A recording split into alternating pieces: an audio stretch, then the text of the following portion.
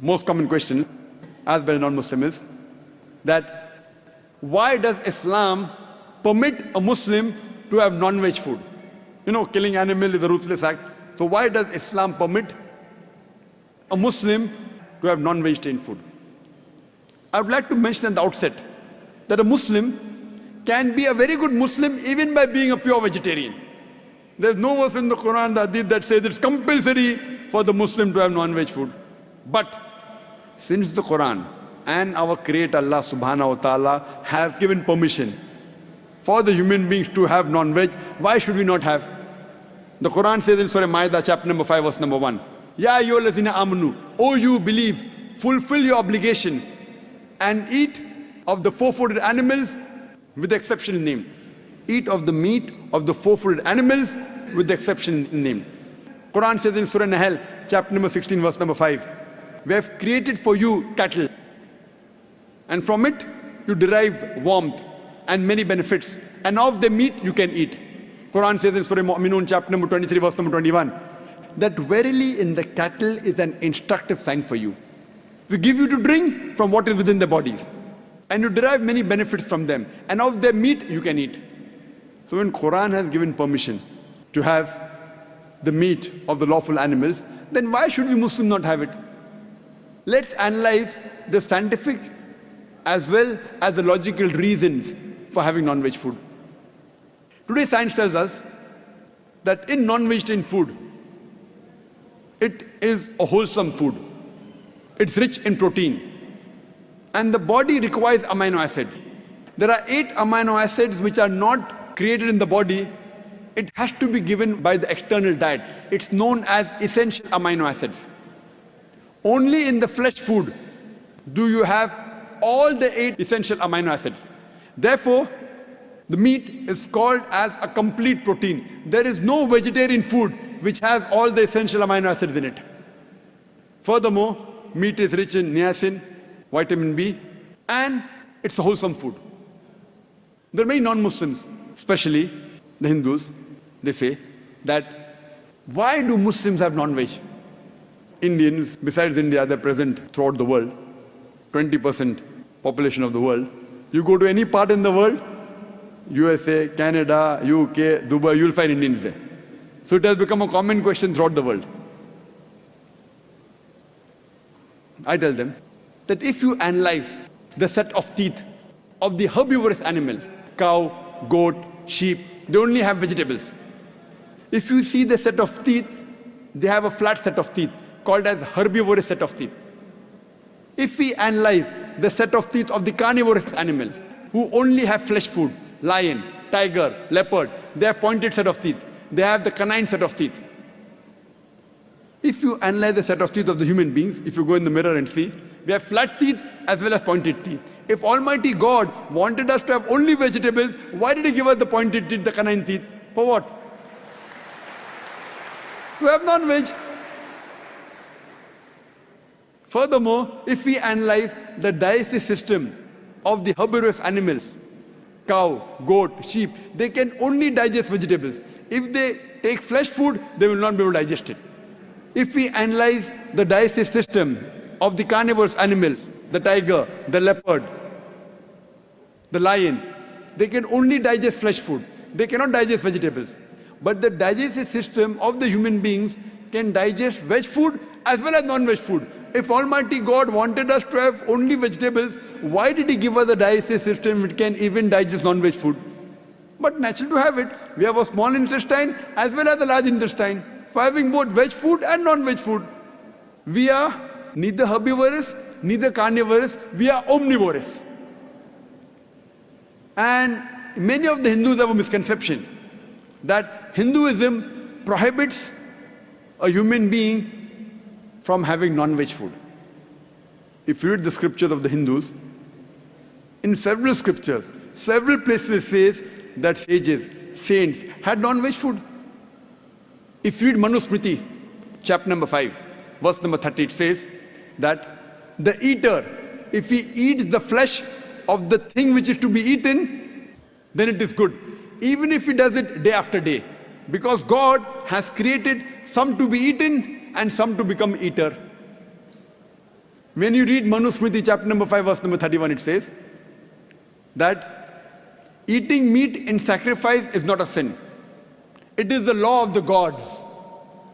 It's mentioned in Manusmriti chapter number 5 verse number 39 as well as 40 that God created sacrificial animals. So killing animals in sacrifice is not considered as killing. Furthermore, when you read Mahabharata, Anushasan Parv, chapter number 88, regarding the Pandavas, the 5 brothers, the eldest brother Yudhishthir, he asks Bhishma that while they were doing puja, yagna for the ancestors, he asks Bhishma that what should we give in puja, in yagna, so that our ancestors will be satisfied. So Bhishma replies that if you put in the puja herbs, vegetables and fruits, the ancestors will be satisfied for 1 month. If you give fish, 2 months.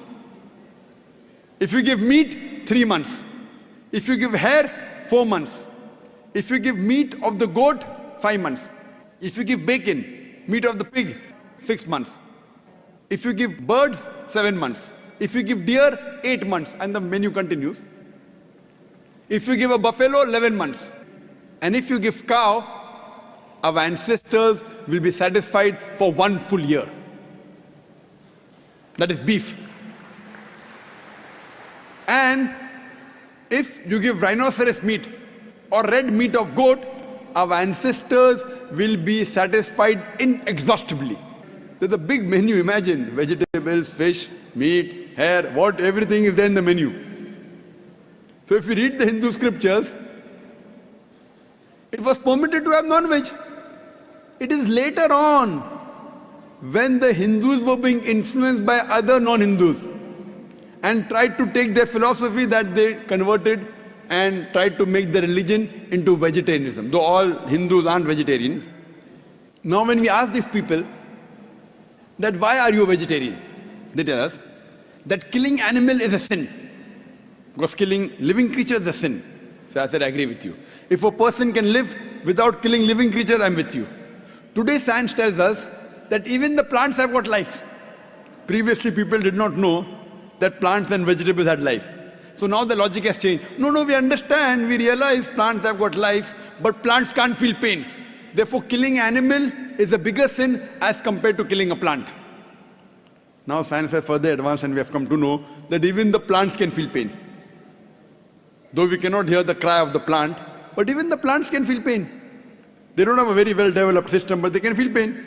And there was a research done in America that a farmer had made a gadget where you could make the cry of the plant be heard to the human ear. Because the human ear only hears between 20 cycles to 20,000 cycles per second. Anything below and above this, the human being can't hear.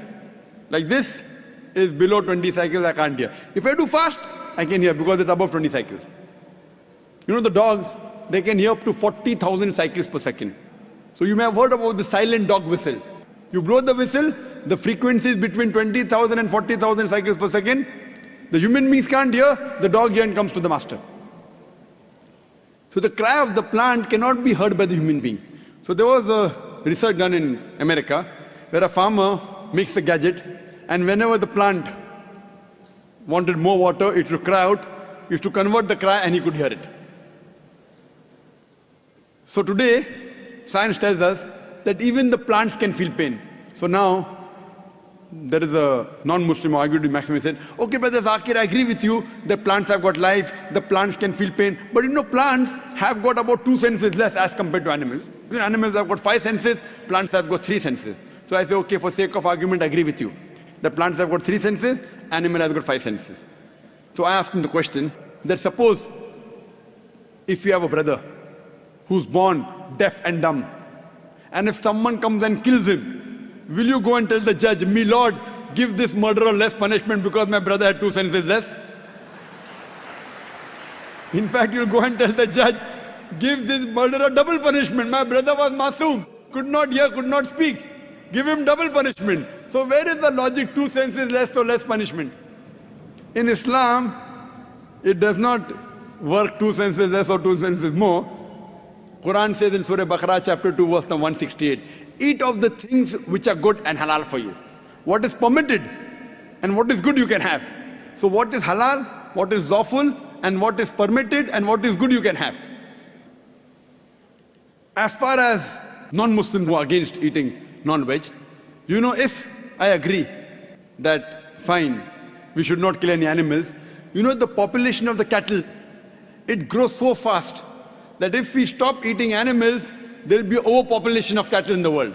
Now we have overpopulation of human beings in some countries, India, China. We'll have problems with overpopulation of cattle.